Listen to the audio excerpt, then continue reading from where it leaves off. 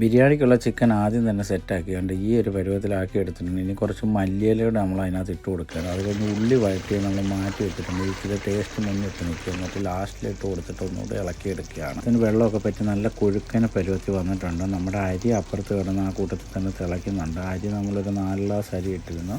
വേകാൻ വേണ്ടി ഉപ്പുമൊക്കെ ഇട്ട് വെച്ചതാണ്. ഇനി അതൊന്ന് തിളപ്പിച്ച് നമുക്ക് വാർക്കുകയും വേണം. ചിക്കൻ അപ്പുറത്തേന് ഈ സൈഡിൽ കിടന്നാകുന്നുണ്ട്. അരി ഞാൻ ഊറ്റായിട്ടിട്ടുണ്ട്. കണ്ട് ഈ ഒരു പരുവത്തിലാകുമ്പോൾ നമ്മൾ ഊറ്റിയെടുക്കുക.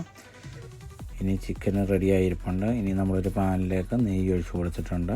അതിനകത്ത് കറുവപ്പട്ട, ഗ്രാമ്പു, ഏലക്ക സാധനങ്ങളെല്ലാം ഇടുക. അത് കഴിഞ്ഞ് ബിരിയാണി മസാല ഇട്ട് കൊടുക്കുന്നുണ്ട്.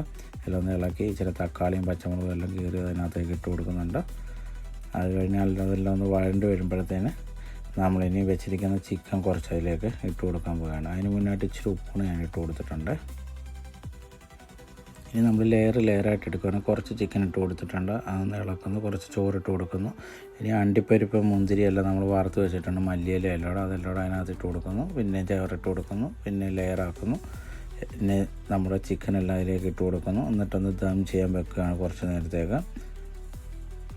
ഏകദേശം ഒരു 10 മിനിറ്റോളമായി ചൂടിൽ നമ്മൾ ദമ്പിലിട്ട് വെച്ചിരിക്കുകയാണ്. ഇനി ഇച്ചിരി പൈനാപ്പിൾ എസൻസിൻ്റെ കുറവുണ്ട്. അതുകൂടെ നമ്മൾ ഒഴിച്ച് കൊടുത്തു കഴിഞ്ഞാൽ കൊണ്ട് ഒന്ന് ഇളക്കി ഒന്ന് ആവിയാക്കി കഴിഞ്ഞ് വിളമ്പി കഴിഞ്ഞാൽ കൊണ്ട് അടിപൊളി ബിരിയാണി റെഡി ആയിട്ടുണ്ട്.